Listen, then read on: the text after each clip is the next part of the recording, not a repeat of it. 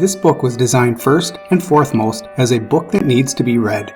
Student engagement in reading is fundamental to learning. To enhance reading comprehension, though, this book leverages the benefits of multimedia to help explain the abstract concepts in the book. Similar to constructing a wall with a strong foundation, this book was built from the ground up using proven practices from educational psychology. Principles from the cognitive theory of multimedia learning were used to reinforce and build on the abstract concepts students might struggle with. Starting with the introduction media and following throughout the book, the multimedia videos were designed to take into account instructional issues like prior knowledge and cognitive load.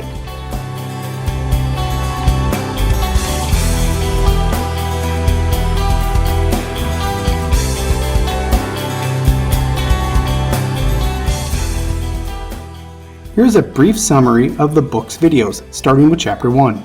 The intro video provides an overview of the scientific process, thus priming students for the content ahead.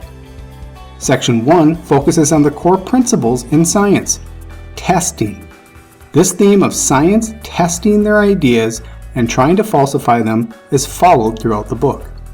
Section 2's video begins with the traditional model of the steps in the scientific method, but transitions to a more accurate and dynamic model of the scientific process.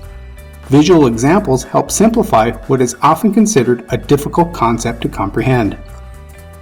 Section 3's video breaks down the concept of a variable and works through an example of a scientific experiment that must take into account the independent, dependent, and controlled variables.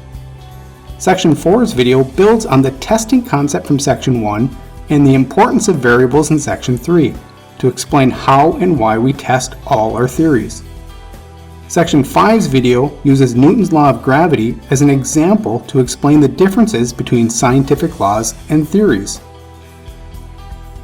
Section 6's video provides multiple visual examples as it explains the peer review process and why peer review is vital to science. This video starts to lay the foundational differences between science and pseudoscience. Section 7's video summarizes the main points of the chapter while explaining the scientific process is dynamic and changing without having a predetermined destination. Chapter 2's video focuses on the theme of Chapter 2, that is, providing an example of how and why a scientific theory can change.